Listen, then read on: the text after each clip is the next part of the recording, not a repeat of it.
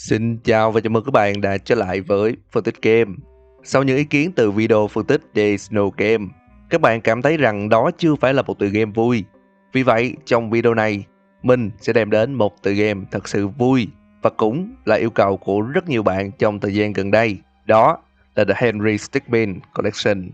Henry Stickmin là series game hành động hài hước châm biếm, được phát triển bởi Marcus Bromander với lối chơi point and click. Trò chơi trao chúng ta vô số các lựa chọn dẫn đến nhiều tình huống hài hước và những câu chuyện thú vị. Phiên bản trên Steam mà chúng ta thấy dưới cái tên The Henry Stickmin Collection là sự tổng hợp của gần 13 năm phát triển. Ý tưởng khởi nguồn của Henry Stickmin bắt đầu từ hai dự án vào năm 2007, mang tên là Brick và Bit. Chúng chỉ đơn giản là những video chiếu lại cảnh một nhân vật người que đang cố gắng vượt qua một thử thách. Nhưng điểm mấu chốt là cho dù nhân vật này có cố gắng đến đâu thì anh ta đều thất bại, và đó là tiền đề cho lối chơi của The Henry Stickmin. Vào năm 2008, nhà phát triển ra mắt phần đầu tiên của Henry Stickmin mang tên Breaking the Bank, vẫn mang phong cách người que đặc trưng, nhưng thêm vào nó một câu chuyện và lối chơi cụ thể dưới sự ủng hộ nhiệt tình của game thủ. Phần 2 của trò chơi mang tên Escape the Prison ra mắt vào năm 2010 và phần 3 Stealing the Diamond vào năm 2011. Đến năm 2013, The Henry Stickmin ra mắt phần thứ tư mang tên Infiltrating the Airship, mở rộng phần cốt truyện và cũng là lần xuất hiện đầu tiên của hai phe đối lập là The Government và tổ chức thế giới ngầm Top Back Plan. Năm 2015, phần chơi thứ 5 mang tên Fleeing the Complete ra mắt với sự xuất hiện của Ellie và tổ chức trung lập The World. Sau đó, nhà phát triển của Henry Stickmin thành lập Inner Sloth Studio, cũng chính là studio đã tạo ra Among Us. Và vào năm 2020, Inner Sloth tạo ra phần 6 và cũng là phần cuối của series mang tên Complete the Mission, đồng thời cũng remaster lại toàn bộ những phần trước và tổng hợp chúng lại để tạo ra The Henry Stickmin Collection. Cốt truyện trong Henry Stickmin kể về hành trình phiêu lưu của một nhân vật người que cũng tên là Henry Stickmin, từ lúc còn là một tên trộm cho đến khi anh bị các tổ chức thâu tóm và sai khiến. Bây giờ mình sẽ tóm tắt lại diễn biến cốt truyện của trò chơi, nhưng mình muốn lưu ý với các bạn rằng The Henry Stickmin là một trò chơi có nhiều phần và mỗi phần chứa đựng rất nhiều những lựa chọn và tình huống khác nhau. Bối cảnh của trò chơi xảy ra vào năm 2008. Henry lên kế hoạch cướp một ngân hàng nằm giữa sa mạc. Anh giả là một bao tiền bị đánh rơi và xâm nhập vào ngân hàng thông qua xe chở tiền. Tưởng chừng mọi thứ đã ổn, nhưng khi chui ra khỏi bao tiền thì Henry vô tình kích hoạt hệ thống báo động khiến anh bị bắt. Trong lúc bị giam tại nhà tù liên bang, Henry nhận được một bưu phẩm, bên trong là một món đồ giúp anh trốn thoát. Lúc này trò chơi sẽ cho ta chọn một trong 6 món đồ và 3 trong số đó sẽ giúp Henry thoát khỏi nhà tù. Tất cả ending trong phần này đều có điểm chung là Henry vượt ngục thành công. Sau đó một thời gian, khi Henry đang ngồi xem TV thì biết được tin là thị trưởng vừa khai trương triển lãm khảo cổ học tại Bảo tàng Lịch sử và Văn hóa Quốc gia. Buổi triển lãm sẽ có sự xuất hiện của một viên kim cương khổng lồ trị giá 112 triệu đô la. Với tình hình kinh tế khó khăn của mình, Henry quyết định thực hiện vụ trộm viên kim cương. Trò chơi sẽ cho ta lựa chọn cách thực hiện vụ trộm, nhưng tất cả ending đều kết thúc bằng việc Henry trộm được viên kim cương và trở nên giàu có. Henry sau vụ trộm đã rơi vào tầm ngắm của chính phủ. Họ bắt cóc anh để thực hiện một nhiệm vụ bí mật. Đại diện cho chính phủ là đại úy Hubert nói cho Henry biết rằng chính phủ đang đối đầu với một tổ chức tội phạm có tên là Top Back Plan. Chính phủ muốn Henry xâm nhập lên phi thuyền của chúng để tìm bằng chứng về các hoạt động phi pháp, và mọi tội danh của Henry trong quá khứ sẽ được hủy bỏ nếu nhiệm vụ thành công. Lúc này trò chơi sẽ cho ta 4 lựa chọn và 3 trong số đó sẽ dẫn đến 4 nhánh chuyện khác nhau. Nếu chọn tai nghe thì Henry sẽ lẻn vào phi thuyền thành công và thoát ra với bằng chứng trên tay.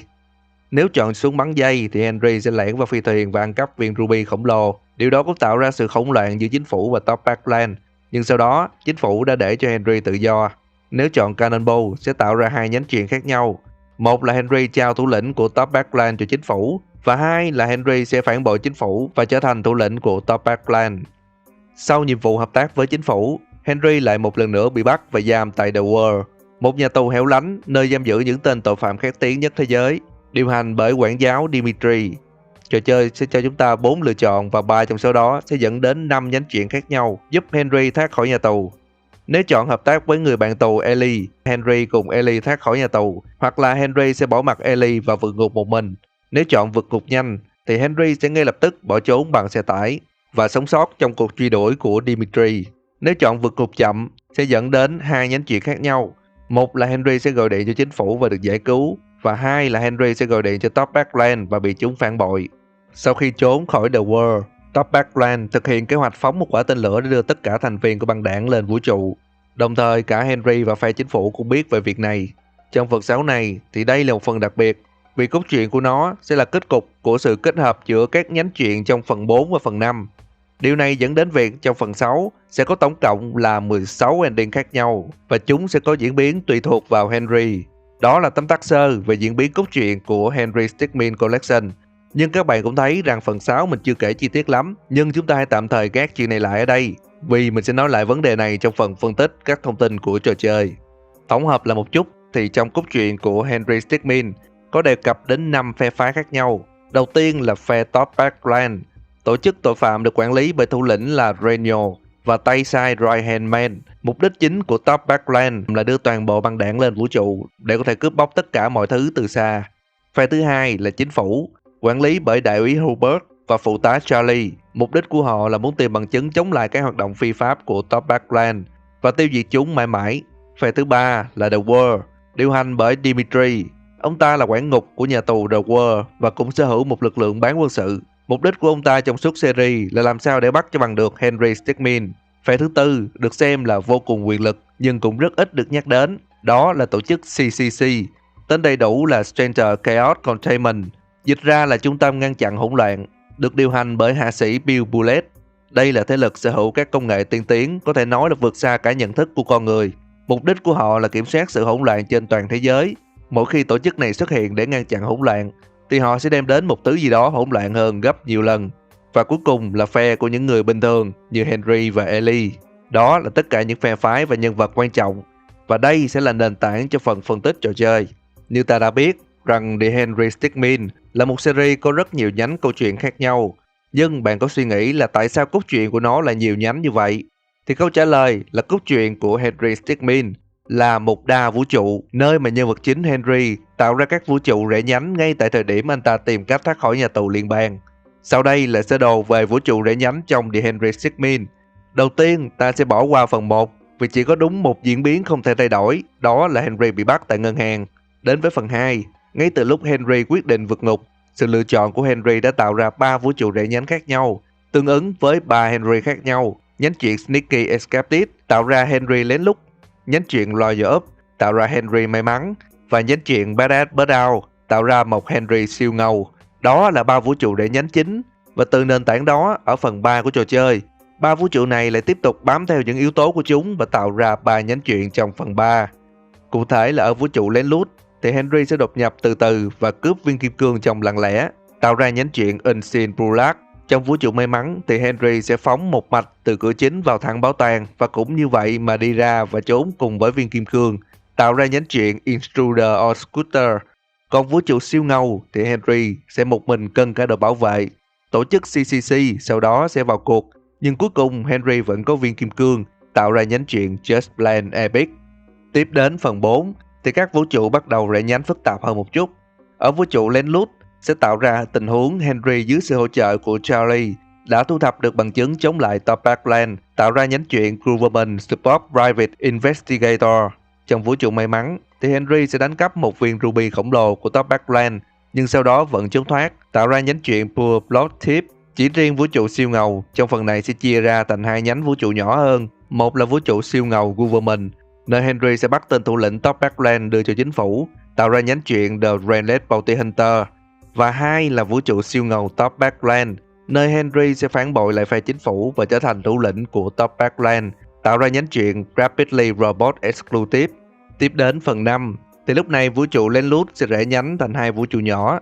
Một là vũ trụ lén lút có Ellie, nơi mà Henry sẽ cùng với Ellie hợp sức thoát khỏi Dimitri và The World, tạo nên nhánh chuyện Convict Ally. Và 2 là vũ trụ lén lút không có Ellie, nơi mà Henry sẽ bỏ mặc Ellie tại The World và một mình trốn khỏi đó bằng cano, tạo nên nhánh chuyện God Inmet. Trong khi đó thì vũ trụ may mắn, Henry sẽ một mình rời khỏi The World và may mắn thoát chết khỏi sự truy đuổi của Dimitri, tạo nên nhánh chuyện Presumed Dead. Trong vũ trụ siêu ngầu Government thì Henry sẽ liên lạc nhờ sự giúp đỡ của Charlie để thoát khỏi The World, tạo nên nhánh chuyện International Secure Operative. Và trong vũ trụ siêu ngầu Topaz Clan thì Henry sẽ liên lạc nhờ sự giúp đỡ của Topaz Clan, nhưng sau đó anh bị phản bội, tạo nên nhánh chuyện The Betrayed.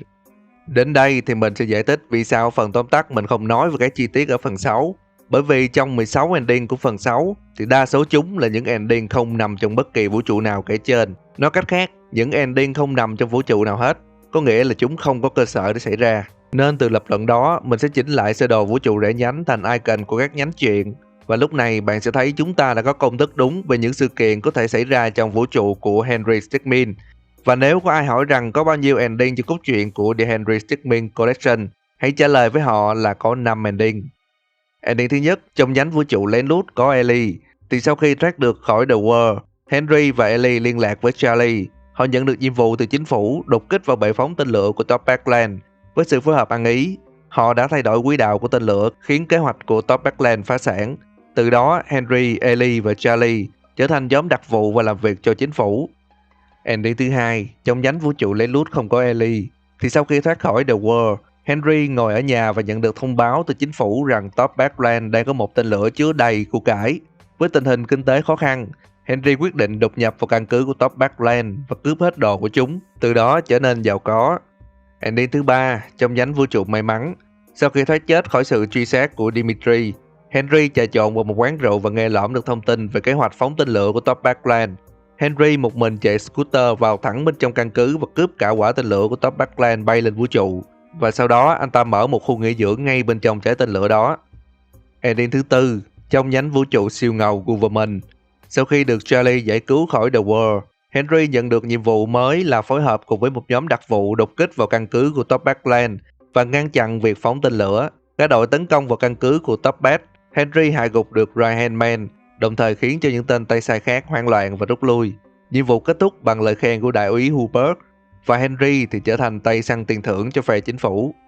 Ending thứ 5, trong nhánh vũ trụ siêu ngầu Top Backland, sau sự phản bội của băng đảng, Henry tỉnh lại trên một con tàu cùng với một nữ tiến sĩ.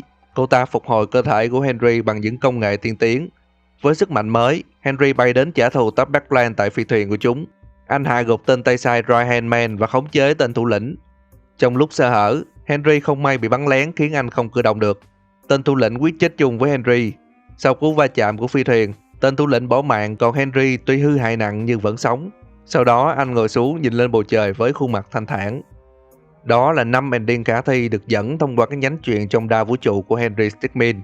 Nếu bạn đang thắc mắc về sự tồn tại của những ending khác, thì theo giả thuyết của mình, đó là những ending nhằm mục đích tạo ra để gây mất cân bằng trong đa vũ trụ của trò chơi. Như mình đã nói ở trên, thì toàn bộ đa vũ trụ trong Henry Stickmin đều khởi đầu từ một điểm duy nhất. Đó chính là lúc Henry quyết định vượt ngục. Và bạn hãy nhớ lại trước đó, Henry được trao cho một bưu phẩm với bên trong là những công cụ để vượt ngục. Vậy thì ai là người đã trao cho Henry bưu phẩm đó? Trong một phân cảnh tình huống tại tổ chức CCC, bạn sẽ thấy bên phải có những tờ giấy cảnh báo rằng không được tiết lộ bí mật, và khi xé những tờ giấy đó, ta sẽ nhìn thấy được mức độ mất cân bằng trong đa vũ trụ của Henry Stickmin. Để làm đầy cái thanh này, ta chỉ cần chơi hết tất cả các lựa chọn trong tất cả các phần chơi. Và khi nó đã đầy thì chữ Fix sẽ xuất hiện ngay bên dưới.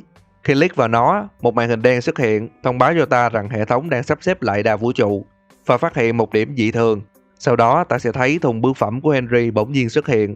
Từ đó ta hiểu rằng thùng bưu phẩm đó được tạo ra trong quá trình cân bằng đa vũ trụ của Henry Stickmin. Và càng hiểu hơn rằng thời điểm mà Henry quyết định vượt ngục gần như là điểm khởi đầu của đa vũ trụ và là nơi reset tất cả mọi thứ trong đa vũ trụ của trò chơi. Và đa vũ trụ đó như thế nào thì có lẽ lúc này bạn đã hiểu rõ. Và đó là giả thuyết của Fortis Game cho cốt truyện trong series The Henry Stickmin Collection. Nếu có gì không hợp lý hoặc sai sót, các bạn hãy comment bên dưới nha. Và hãy nhớ, như gì mình nói trong video chỉ là giả thuyết thôi. Đừng quên bấm lại một like, share và theo dõi trong Fortis Game. Mình là Zeno và chúng ta sẽ gặp lại nhau ở video sau nha.